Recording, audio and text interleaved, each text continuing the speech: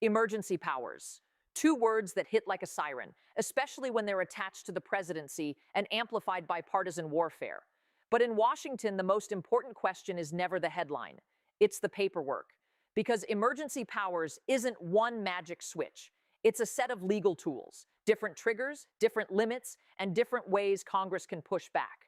So what changed, and why are we seeing GOP pushback wrapped into this story? Here's what we can verify. The White House says President Trump signed an executive order declaring a national emergency tied to Cuba and establishing a process that could impose tariffs on countries that provide oil to Cuba.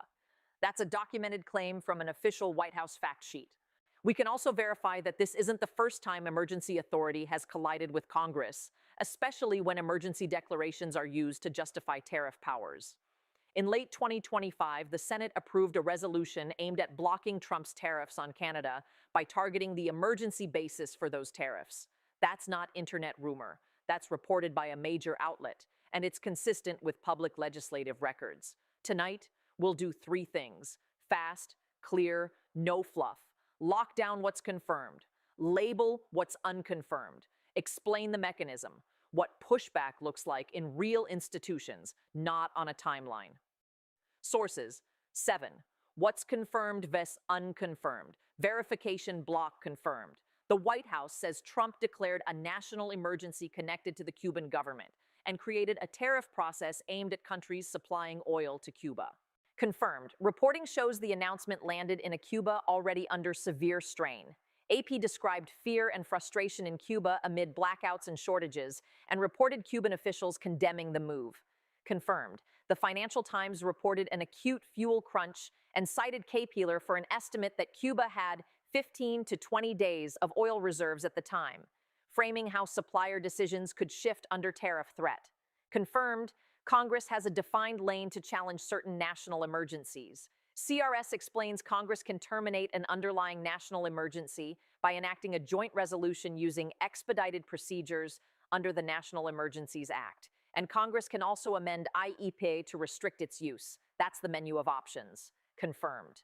In late 2025, the Senate approved a resolution to block Trump's tariffs on Canada, an example of bipartisan friction when emergency declarations are tied to tariffs.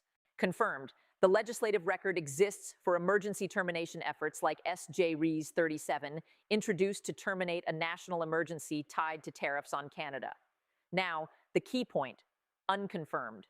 The claim implied by many viral headlines that Republicans are finally confronting Trump's emergency powers right now in a formal, filed legislative way regarding the Jan 2026 Cuba emergency.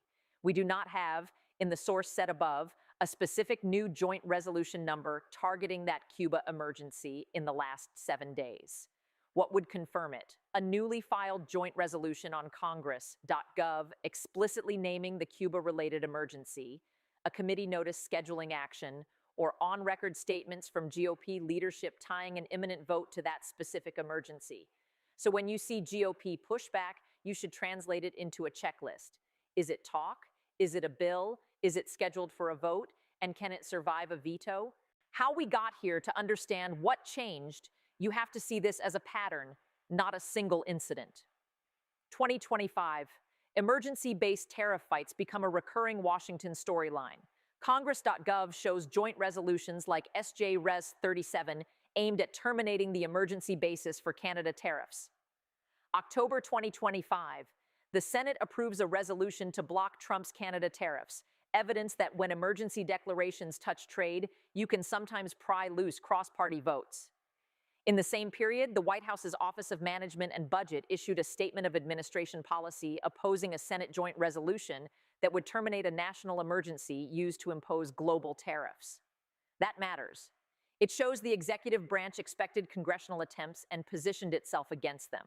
January 2026. The White House announces a new national emergency framework connected to Cuba and a tariff process tied to oil suppliers. Then the fallout becomes human and immediate. AP describes public anxiety and anger in Cuba amid worsening blackouts, while the FT highlights a sharp fuel crunch and the risk that suppliers back away under U.S. pressure. February 2026. Back in Washington, party discipline remains stressed. The WSJ reports tight votes and internal divisions on major governance issues, reminding you that pushback depends on political incentives inside the majority, not just outrage outside it. So what changed? Not human nature, not cable news. The incentives changed because emergency authority, when tied to tariffs, hits real constituencies, businesses, consumers, allies, and lawmakers who start hearing from all of them at once. The mechanism, what emergency powers means here. When most people say emergency powers, they imagine martial law, troops, and a constitutional free-for-all. But in many modern fights, the emergency tool is economic.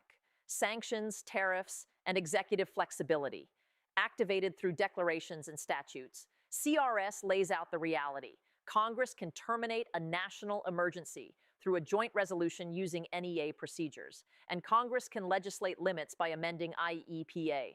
The point is not that Congress always does this. The point is Congress can. But here's the catch. Two catches, actually. Process doesn't equal outcome. A resolution can pass one chamber and die in the other, or pass both and face a veto problem. The OMB Statement of Administration Policy from October 2025 shows the executive branch's posture. It opposed termination efforts aimed at emergency-based tariffs. That's a preview of the friction. Pushback comes in layers, statements and letters, easy, low cost. A filed resolution, higher cost, forces colleagues to take a position. A veto-proof coalition, rare, and only emerges when pressure becomes political survival. So, when you hear Republicans confronting Trump's emergency powers, you should ask, which layer are we talking about? And if the claim is about tariffs connected to national emergencies, the record shows this. Congress has tried, and sometimes succeeded in at least one chamber, to roll back those emergency foundations. The Senate vote reported by CBS is the clearest example in this source set. Now bring that back to January 2026. The White House fact sheet ties a national emergency declaration to a mechanism for tariffs connected to oil shipments to Cuba.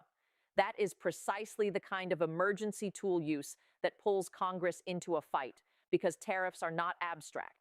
They are price signals and geopolitical weapons at the same time. Who benefits? Who risks what? The White House. The incentive is speed and leverage. Emergency declarations can move faster than Congress, and tariff threat can be used to pressure third countries without waiting for legislation. That logic is embedded in the White House's own framing of the Cuba action. Republicans in Congress. There are two competing incentives. Institutional power. Congress doesn't like losing power, especially when emergency tools sidestep lawmakers on major economic policy. CRS explicitly describes Congress's options to terminate emergencies or change the statute. That's the institutional lane. Movement politics. Push back too hard and you risk intra-party backlash. Don't push back at all, and you absorb economic or diplomatic blowback if tariff emergencies trigger market turbulence or allied anger. What makes tariffs special is that they generate immediate calls from constituents, business groups, importers, exporters, while also escalating international tensions. That's why the pushback record appears more clearly in tariff emergency fights than in some other emergency contexts. Democrats. The incentive is to frame emergency-based tariffs as executive overreach and force votes that create visible fractures in the GOP. The existence of joint resolutions and Senate votes reflects how that strategy can operate. The public and markets. Even without new numbers, the mechanism is simple. Tariff uncertainty raises risk, and risk raises costs. That is why these fights don't stay inside Washington. They spill outward. Real-world impact. What this changes outside D.C. Cuba. The human impact is the most direct and the most immediate. AP describes how Cubans reacted with fear and anguish amid blackouts and shortages, and how leaders condemned the policy. FT describes an acute oil situation and the possibility that pressure on suppliers deepens the crisis. International spillover. When the U.S. threatens tariffs on third countries for supplying oil to Cuba, those countries have to weigh their own exposure to U.S. markets and relationships. Even if the policy never fully matures, the threat can change behavior, because businesses and governments often react to risk before the final rule is enforced. U.S. governance. CRS's point is the most important long-term signal. Congress can end emergencies and can rewrite the statute, but those tools only matter if lawmakers are willing to spend political capital. Pushback is less about outrage and more about coalition math. What this story is really about, not whether emergency powers sound scary, but whether the country wants major economic policy executed through emergency declarations, and whether Congress will reassert its lane when that starts to feel costly. What happens next? Three scenarios scenario. Most likely, the pushback stays rhetorical. You'll hear more statements, maybe even public criticism from some Republicans, but no formal termination effort aimed at the Cuba emergency this week. What would confirm no new joint resolution filed, no committee action scheduled, no floor time set. Scenario B, Congress files a targeted termination resolution. A joint resolution appears that explicitly targets the national emergency behind the Cuba tariff mechanism, and leadership is forced to decide whether to move it. What would confirm a new bill resolution entry on congress.gov naming the emergency, plus leadership statements or scheduling.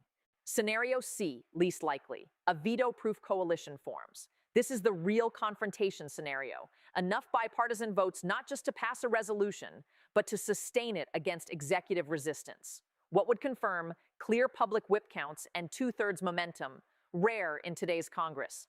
The OMB posture from 2025 suggests the administration would resist termination efforts. What we still don't know yet, whether GOP leadership has taken any formal step specifically targeting the Jan 2026 Cuba-linked emergency.